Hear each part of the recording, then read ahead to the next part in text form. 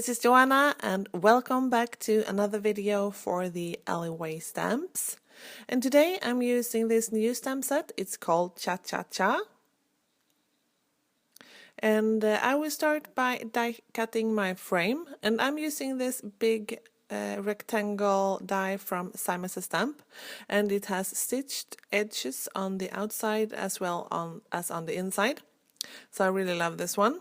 So I'm just cutting out my front panel. And I will do something different today. I will write my own sentiment because I will use the cactuses, and I want to turn it into a love card, and I don't have a sentiment that fits, so I'm just trying to write my own sentiment. So what I'm doing here is my handwriting is terrible. It's not beautiful at all.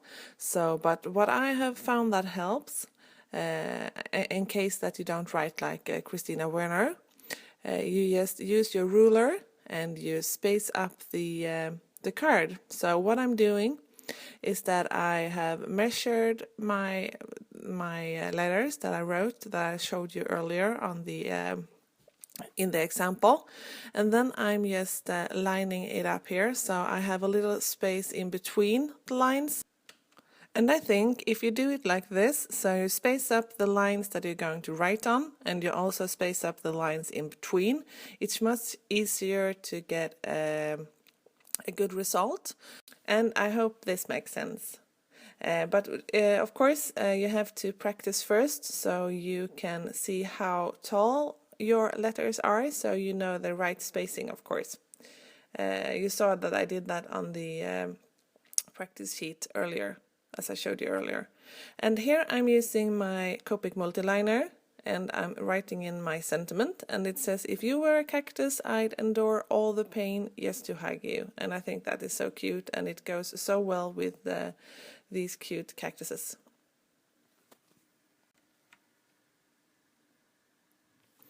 And when I come to the word hug, I want to emphasize that even more, so I'm trying to write it like a calligraphy hug, but I don't have a calligraphy pen that has such a small tip, so I'm just using my fine tip pen again, and I'm just going over the lines a couple of times, and I'm trying to, if I were to use a calligraphy pen, the downward strokes would have been thicker, so that's what I'm trying to do with my Copic multiliner. So here it is, all finished, and I'm just using my heat tool to dry the ink because I'm going to erase the pencil lines so it doesn't smear.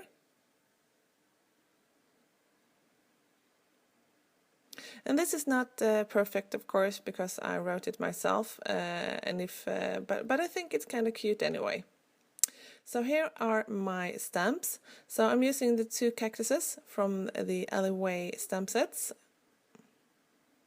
and I will mask one of the cactuses off. So I'm using my post-it tape, and I'm just stamping my cactus there, and then I will use my scissor to cut it out. And I will just put it on my card. And I'm stamping in Memento ink because I'm going to do some copy coloring later on. And when you are doing masking, the image that you stamp first will appear to be in the front. So as you can see here, the first cactus appears to be in the front, and I always save my mask, so as you saw there, I put the mask on the back side of my Alleyway stamp pocket where I store my stamp set, so then I can use it again if I want to. And here I'm just drawing in a line, so I can and I will have the sky and I will try to create a desert.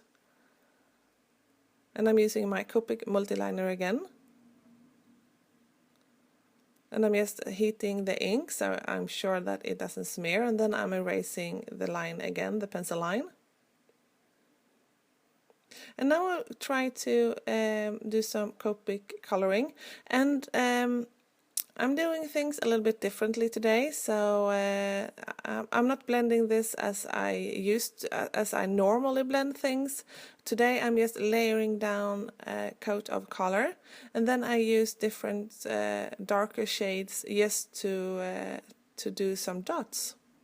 And I think this is a really easy way to create a background, and it's sort of fun and a little bit whimsical. So, and you don't have to use Copic colors to do this. You can use any type of markers, of course, that you have. And now it's time to color in my cactuses, and I'm just using 3 shades of green to do that.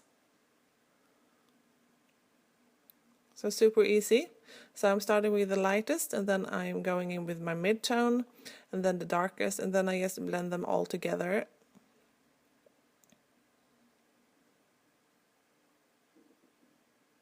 And I am going to cover these with glossy accents later, so I want them to be fairly contrasted, but otherwise it doesn't look like they are shaded at all.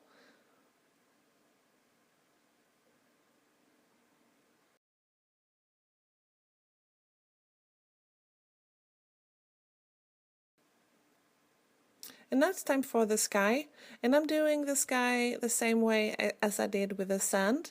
So I'm just layering down some color, and then but this B000 was a little bit too light, so I went in with a darker shadow as well. And then I'm just using darker shades of blue to add dots to the sky.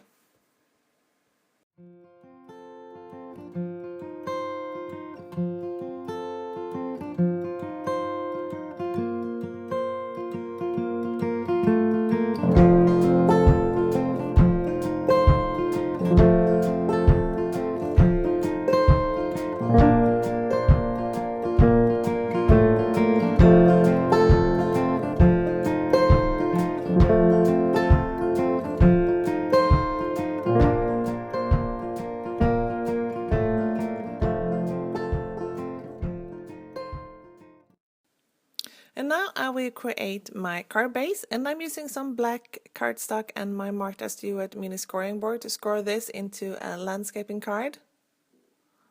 So this is 4 1/4 by 5 1/2. And I will glue my piece onto there, and I'm using my ATG glue glider to do that.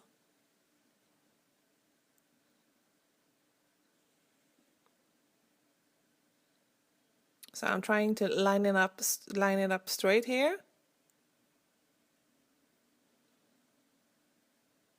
And when you have a black cardstock, you can always write with a white gel pen inside of it. And if you don't have a white gel pen, you can just glue another piece of white cardstock inside.